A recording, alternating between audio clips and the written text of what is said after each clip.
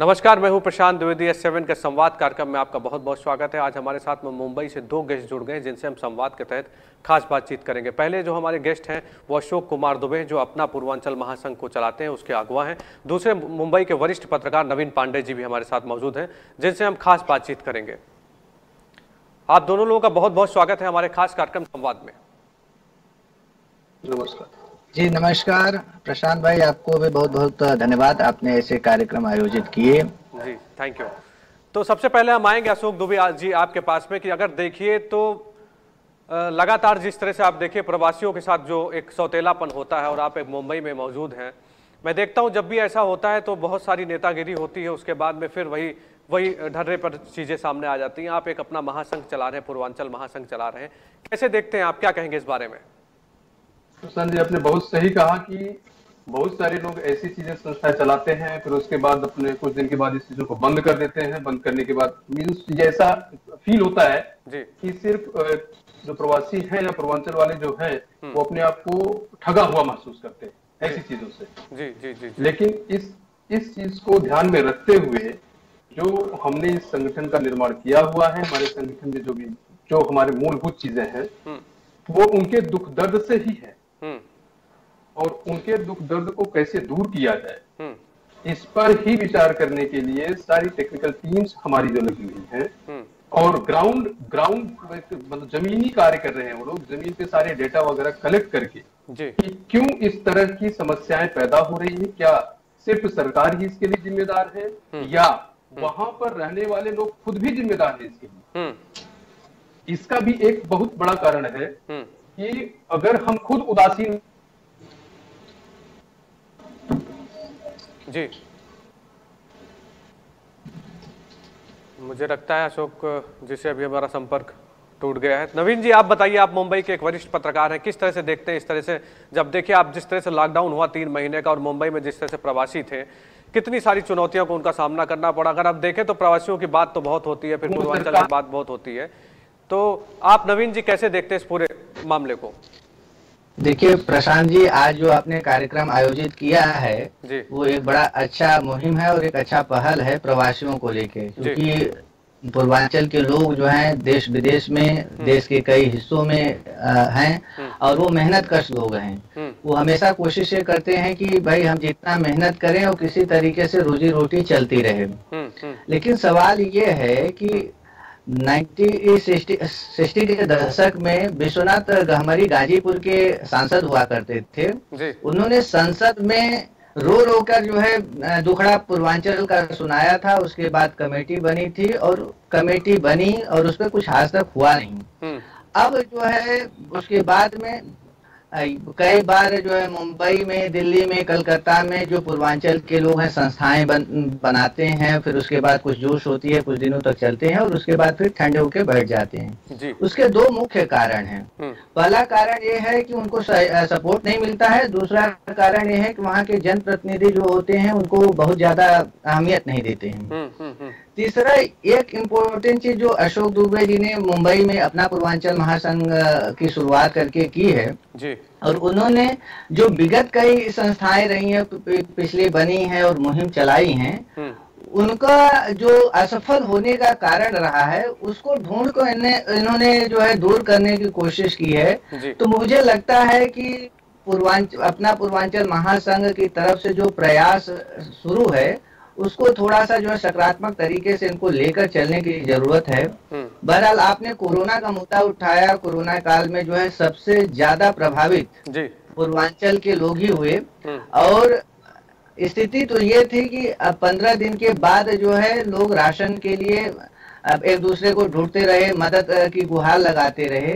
तो हमारे पूर्वांचल के लोग जब शहर में आकर कमाई करते हैं और इतनी भी पैसे नहीं जमा कर पाते कि वो महीने भर सस्टेन कर सके, जो है अगर काम धंधा बंद हो जाए तो पीड़ा होती है। फिर वहाँ सोचना पड़ता है, जो पूर्वांचल के लोग हैं उनको सोचने पे मजबूर करना पड़ता है कि आखिर ये स्थिति आती क्यों है। अगर हम 15 दिन यहाँ बिना कमाई किए नहीं रह सकते तो हम अपने पूर्वांचल में ही क्यों नहीं कमाई कर सकते हैं।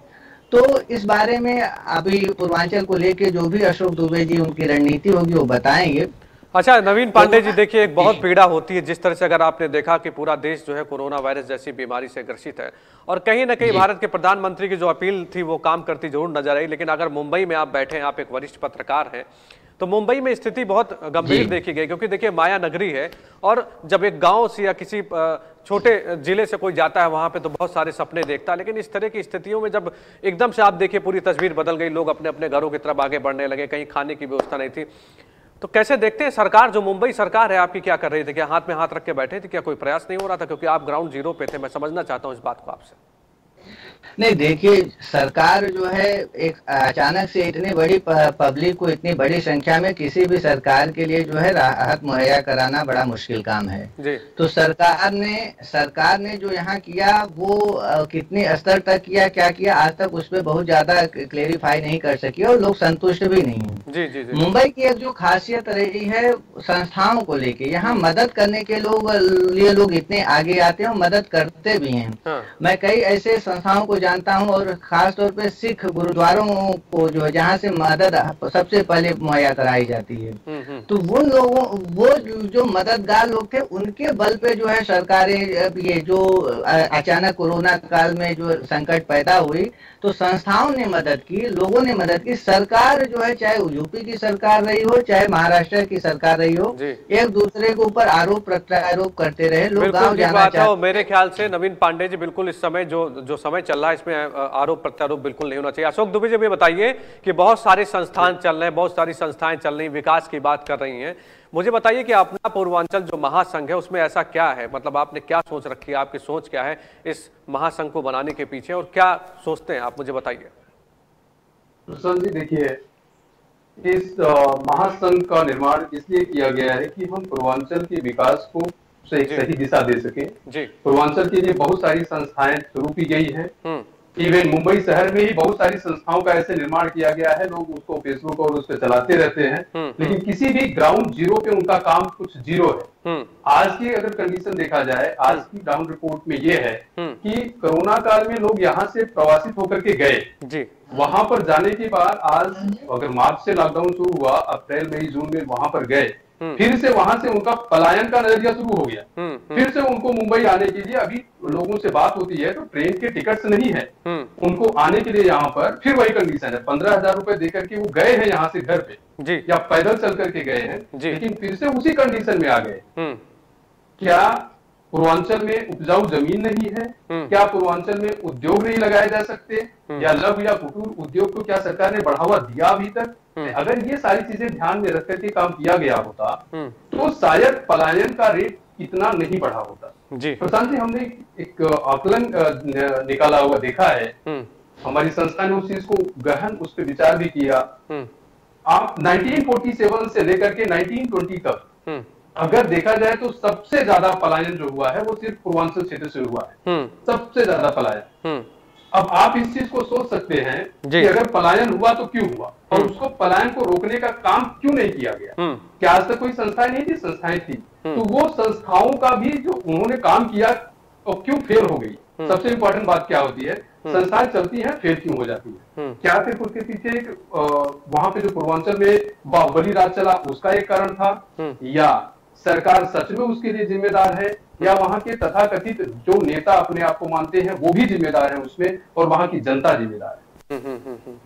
एक हमारी संस्था ने सर्वे किया है, एक चीज ये भी आप समझिए प्रशांत जी कि सबसे ज्यादा जो एडमिनिस्ट्रेटिव डिपार्टमेंट में लोग हैं वो पूर्वांचल क्षेत्र से हैं।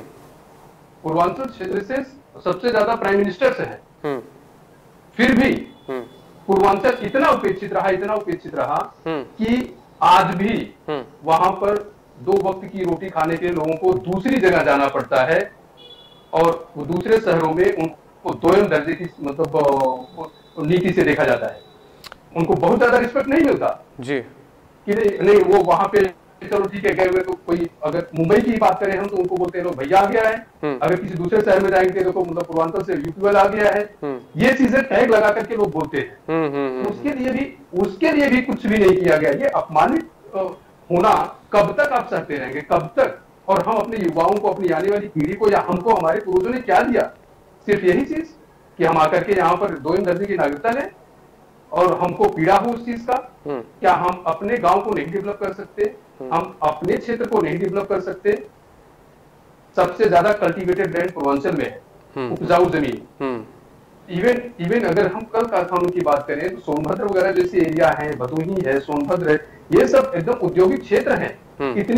इतनी वहां पे शुगर मिलें थी, सारी मिलों को बंद कर दिया गया। गन्ना का उत्पादन इतना अच्छा होता था। आपके एशिया की सबसे बड़ी मंडी जी दाल मंडी शाहगंज में है, लेकिन उसका भी डेवलपमेंट क्या है? कुछ नहीं, इवन उसको एक्सप्लोर भी नहीं कर रहे लोग। तो ये सब क्या रीजन रहा है इसका? क्या सचमुच राजनीतिक शिकार रहा है पूर्वांचल, या आर्थिक कमियां बनाई गई, जानबूझ करके बनाई, अपने राजनीतिक फायदे के लिए बनाई गई है, या फिर सच में वो डेवलपमेंट करने योग्य ही नहीं है? इस पर हमारी संस्था ग्राउंड जीरो पे काम कर रही है, और वहाँ के जो जन के लोग हैं, गांव के लोग हैं बेचारे, युवा से लेकर के बुजुर्ग से लेकर के सबसे उसका सर्वे हम कर रहे हैं कि क्या रीजन रहा है, क्यों ऐसी चीजें हमको झेलनी पड़ रही। अच्छा दुबे जी देखिए, दुबे जी बताइए मुझे कि देखिए उत्तर प्रदेश के मुख्यमंत्री योगी आदित्यनाथ जिस तरह से प्रयास कर रहे हैं पूर्वांचल को आगे बढ़ाने में, उसमें आप भी मेरे ख्याल से कहीं ना कहीं इत्तेफाक जरूर रखते होंगे। और मुझे लगता है कि इस कोरोना काल में भी जिस तरह से सरकार ने प्रयास किया, उत्तर प्रदेश सरकार ने प्रयास किया, भारत सरकार के प्रधानमंत्री नरेंद्र मोदी जी ने जिस तरह से प्रयास किया, कहीं ना कहीं कोई ना कोई सार्थक प्रयास जरूर रहे होंगे। अच्छा दुबे जी, आपने कहा कि जिस तरह से पूर्वांचल की उपेक्षा की बात की आपने, मैं भी इस बात का मुझे भी लगता है कि पूर्वांचल का एक अपना अलग इतिहास रहा है। और देखिए तो पूर्वांचल से बड़े बड़े नेता निकले हैं ना, कई सारे मिनिस्टर्स बने। तो मुझे बताइए कि आपने इस महासंघ को बनाया, क्या प्राथमिकताएं हैं आपकी इसको लेकर, क्या सोचते हैं आप? मुझे पॉइंट वाइज आप इस बात को बताइए कि क्या विकास करेंगे आप, मतलब विकास के पायदान पर कहां पहुंचाना चाहते हैं पूर्वांचल को? महाप्रसाद जी, हमारे जो इसको लेकर के पूर्वांचल को विकास को लेकर के हमारी जो योजनाएं हैं प्रेजेंट टाइम की संस्था की, वो ये है कि लघु एवं कुटीर उद्योगों को ज्यादा से ज्यादा बढ़ावा देना, उनकी संभावनाओं को तलाशना कि उसको हम कैसे एस्टेब्लिश कर सकते हैं जी। जो पूर्वांचल के जो धनाढ़ के लोग हैं, जो बिजनेसमैन हैं, जो बाहर जाकर के बिजनेस कर रहे हैं, उनसे संपर्क स्थापित करके उनको प्रेरित करना वहां पर मिल फैक्ट्रीज लगाने के लिए और अपने लोगों को सहयोग करने के लिए। ये हमारे मतलब संस्था के, हमारे संगठन का मूल कार्य है कि हम उनको नोटिफाई करेंगे और उनको खुद प्रेरित ये करेंगे कि आप अपने गांव को, अपने क्षेत्र को डेवलप करो, जिससे वहां का पलायन रुक सके। अभी गवर्नमेंट की जहां तक बात है, गवर्नमेंट जो काम कर रही, नो डाउट प्रेजेंट टाइम की गवर्नमेंट, योगी जी ने काफी कुछ सराहनीय कार्य किए हैं और कर भी रहे हैं वहां पर, इसमें कोई मतलब संदेह नहीं है। लेकिन अब मूर्त रूप कितना लेता है वो एक बहुत बड़ा मुद्दा है। अब अभी 2019 में पूर्वांचल विकास परिषद का गठन किया गया जी, पूर्वांचल विकास बोर्ड का। अब उस पूर्वांचल विकास बोर्ड के गठन के बाद से उसमें क्या डेवलप हुआ है, कैसे हुआ है, क्या चीजें हुई है, ये तो सरकार आगे बताएगी। उस पर हम ज्यादा डीप में हम नहीं जाना चाहते हैं अभी, क्योंकि उसके बाद लॉकडाउन का पीरियड चल रहा है। क्या निधि उसके लिए निश्चित की जाती है, क्या उसके लिए, जैसे देखिए कुछ अलग स्टेट्स में एक अलग से बोर्ड का गठन किया जाता है उसको बनाने के लिए, उसको डेवलप करने के लिए जी, जिसका कि डायरेक्ट कनेक्शन होता है राष्ट्रपति और गवर्नर से। उसके लिए एक अलग निधि संचित की जाती है और वो निधि उसी पर्टिकुलर क्षेत्र के लिए खर्च की जाती है। अभी तक पूर्वांचल निधि बना दी जाती है, लेकिन अभी क्या होता है, वो पैसे कहाँ जाते हैं उसके लिए बहुत ज्यादा एक्सप्लेनेशन नहीं मिल पाते। तो ये सारी चीजें हमको पॉलिटिकल में नहीं जाना है जी, बिल्कुल ठीक बात है। हाँ, हमारा एकदम बहुत क्लियर व्यू है, हमको पॉलिटिक्स में नहीं जाना, पॉलिटिकल हमको व्यू नहीं गए उसमें कुछ हमारा, लेकिन हमारा पूर्वांचल का विकास जैसे हो सके, हम जिस मुद्दे पर हो सके। अभी देखिए वहां पर कुटीर उद्योग लगाए जा सकते हैं, कृषि की बहुत ज्यादा संभावनाएं हैं, जैसे मैंने बताया आपको कि कल्टीवेटेड लैंड सबसे ज्यादा वहां पर है, लेकिन छोटे किसान होने के नाते उनको तकनीकी खेती कैसे की जाए इसकी अगर शिक्षा दी जाए, उनको वहां पर एक ट्रेनिंग दी जाए और उनको वो व्यवस्थाएं दी जाए और जगह जगह मंडी इस तरह से बनाई जाए, तो शायद वहां का किसान जो छोटा किसान है उस चीज को सस्टेन करेगा और वहां पर रह करके अब आप समझिए, अगर अभी कोई आदमी वहां पर फ्लावर की खेती करना चाहे, फूल की खेती करने के लिए, अब वो शहर से थोड़ा दूर होने के नाते उसका ट्रांसपोर्टेशन चार्ज इतना पड़ जाता है कि उस चीज को वो सस्टेन ही नहीं कर पाता बेचारा जी। मुझे मार्केट में ऐसी व्यवस्था की जाए तो बहुत ही उचित होगा। अशोक जी से मैं टोकना चाहूंगा कि ये तो चीजें आप अपना पूर्वांचल महासंघ की तरफ से जो ये कार्य कर रहे हैं ठीक है, लेकिन आप अगर वहाँ की सरकार शासन और प्रशासन पर निर्भर होकर अगर बातें करेंगे तो पिछली जो संस्थाएं रही हैं उनकी असफलता का कारण भी यही रहा है कि वो जाते थे, जनप्रतिनिधियों से मिलते थे, सरकार से मिलते थे, उसके बाद ज्ञापन देते थे, वापस चले आते थे। बिल्कुल ठीक बात है। देखिए नवीन पांडे जी, बिल्कुल ज्ञापन देने से कुछ नहीं होगा। अगर हम लोग कोई प्रयास में आगे लगे हैं तो सबको जो है मैदान में उतर के आना पड़ेगा। अगर आपने किसी बात का संकल्प लिया है तो ग्राउंड जीरो से उस बात को समझना पड़ेगा कि मुझे इस परिवर्तन की ओर जाना। देखिए कितनी सारी समस्याएं, शिक्षा की बात कर लीजिए, आप सड़क की बात कर लीजिए, सुरक्षा की बात कर लीजिए, कई सारी चीजें हैं। और आप लोगों ने जिस तरह से, जी बताइए नवीन जी, आप बताइए क्या। प्रशांत जी, मैं अपनी बातें पूरी करूं। उसमें दो चीजें ये हैं कि इस मुंबई शहर में अकेले पूर्वांचल के लोग नहीं बसे हुए, प्रवासी और भी हैं, राजस्थान से आए हैं, गुजरात से आए हैं और अन्य प्रदेशों से आए हैं। मैं आपको बताऊं, आपको बड़ी हैरानी होगी कि राजस्थान के जो प्रवासी हैं और जो वहाँ के उद्योगपति है, उनको वहाँ उद्योग लगाने के लिए कोई मुहिम नहीं चलानी पड़ी थी। उनको जो है उनके मन में पीड़ा थी कि हम यहाँ प्रवासी हैं और हम अपने गाँव के लिए कुछ करना चाहिए। तो मैं कई ऐसे अपने मित्र हैं जो जिनको जानता हूँ, उद्योगपति हैं, वो अपने गाँव के लिए जो है खुद जाके कि उनके लिए किसी संस्था ने नहीं प्रेरित किया। अब सवाल ये है यहाँ पे कि चूंकि शासन प्रशासन के लेवल पे अगर आप बात करेंगे और उसी तरीके से अगर वहाँ का विकास करना चाहते हैं तो जो 65 सालों 70 सालों में हो रहा है वही अभी भी होगा, उससे कोई परिवर्तन नहीं होने वाला। सवाल इसमें ये है कि जो प्रवासी पूर्वांचल वासी हैं, चाहे कलकत्ता में हो, चाहे दिल्ली में हो, चाहे मुंबई में हो, चाहे गुजरात में हो, सूरत में, चेन्नई में या विदेशों में हो, उनको और उसमें उद्योगपति जो हो, जो व्यवसायी हों, उनको किस तरीके से जो है माहौल बनाया जाए, उनको प्रोत्साहित किया जाए। जब संस्था इस बात पर विचार करेगी और उनको प्रोत्साहित करने के लिए उनसे कांटेक्ट करेगी, तब वो जो है पूर्वांचल में उद्योग, लघु सूक्ष्म उद्योग लगाने के बारे में विचार विमर्श कर सकते हैं।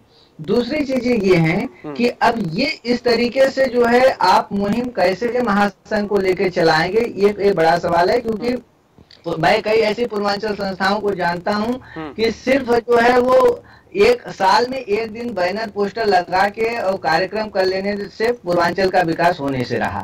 तो पूर्वांचल का विकास करने के लिए आपको जो है, अगर आप प्रयत्नशील है, प्रतिबद्ध है, मैं भी जौनपुर से हूँ, पूर्वांचल में हूँ, मैं भी यहाँ आया हूँ, मुझे बताते हुए मैं बता सकता हूँ कि हमारे जब गांव से 6 किलोमीटर 5वीं में पढ़ने के लिए मुझे जाना पड़ता था सीबीएसई बोर्ड में पढ़ाई के लिए। प्राइमरी तो हर गांव में है। तो ये 6 किलोमीटर जो पढ़ने जाना, आज भी वैसे सीबीएसई स्कूल नहीं है। तो क्यों नहीं है? शिक्षा के क्षेत्र में पीछे हैं, जबकि शिक्षा के क्षेत्र में पंडित मदन मोहन मालवीय जैसे जो है लोग बड़े संस्थान खोले और कई इंस्टीट्यूट भी हैं वहाँ से पढ़ के लोग जो है देश विदेश में जो है उद्योगपति बने और अपना नाम कमा रहे हैं। तो वे लोग जो है पूर्वांचल में क्यों नहीं कर सकते? दूसरी चीजें ये कि जैसे कि वहाँ एक बड़ा फैक्टर आ जाता है विकास को लेके कि अभी मैं पिछले दिनों देख रहा था और बड़ी राजनीति हुई।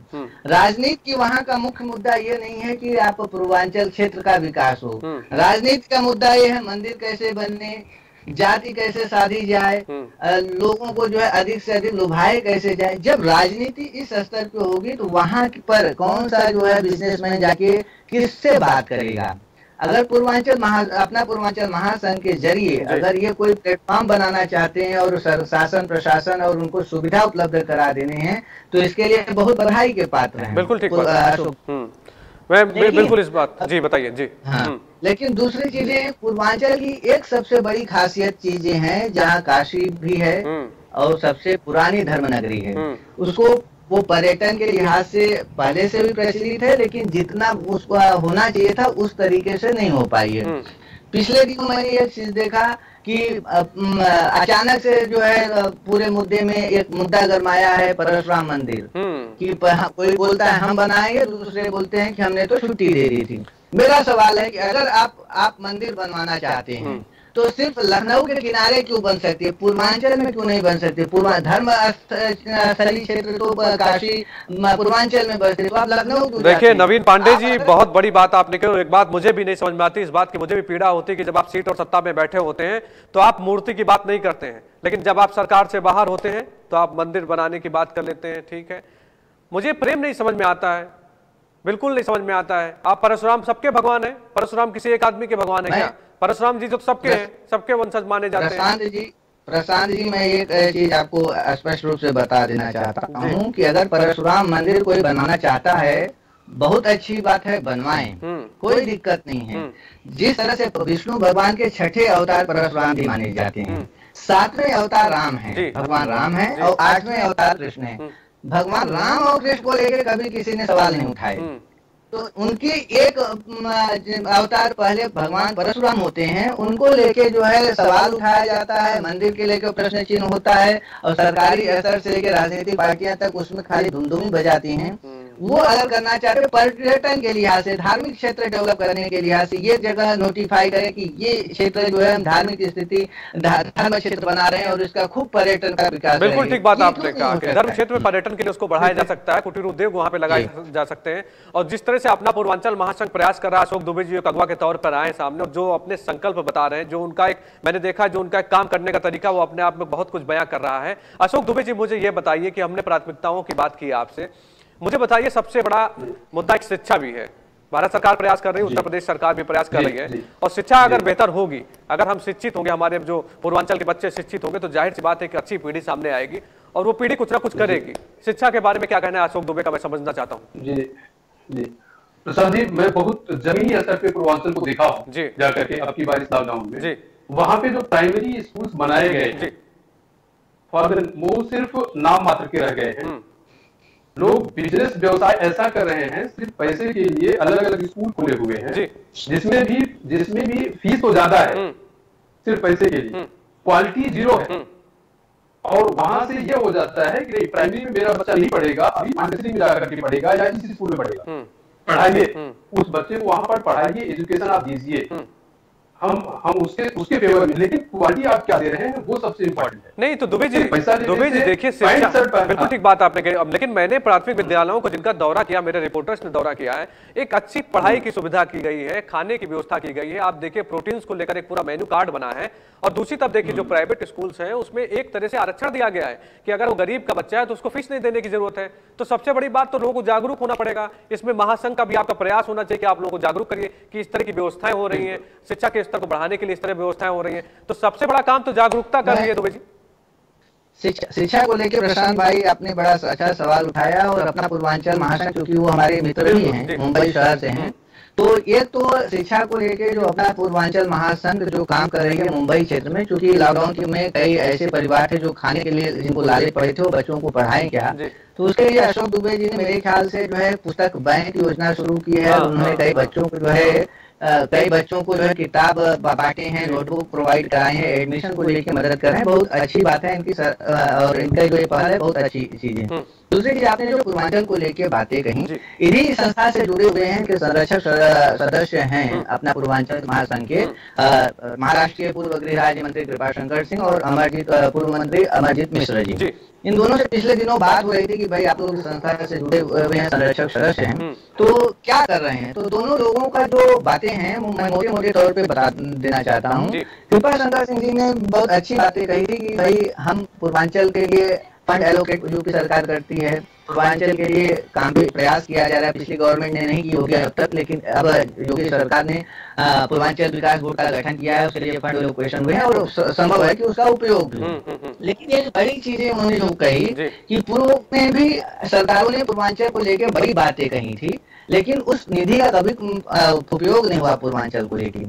तो अगर पूर्वांचल की निधि को लेके पूर्वांचल विकास बोर्ड बनवा लीजिए, चाहे जो भी कर लीजिए, अगर पूर्वांचल विकास बोर्ड बनने के बावजूद भी उस फंड का उपयोग पूर्वांचल के लिए नहीं हो सकता, पूर्वांचल का विकास नहीं हो सकता, तो ये मैं कृपाशंकर सिंह जो पूर्व मंत्री हैं उनका मैं स्टेटमेंट करता हूँ। तो वो बोलते हैं फिर यूपी सरकार को ये चाहिए कि वो जो है पूर्वांचल को पूर्वांचल की हालात पर छोड़ दें और या पूर्वांचल प्रदेश देखें। ये है पूर्व मंत्री कृपा शंकर सिंह का बयान। दूसरा ये बयान है जो बीजेपी नेता भी हैं, अमरजीत मिश्रा है, इसी संस्था से जुड़े हुए हैं और इसके संरक्षक सदस्य भी हैं। लॉकडाउन में जो है उन्होंने बहुत मेहनत की है, प्रवासियों को भेजने में मदद की है, ट्रेनें चलवाने में मदद की है और राशन से लेके जो है कई सारी चीजों पर मदद की है।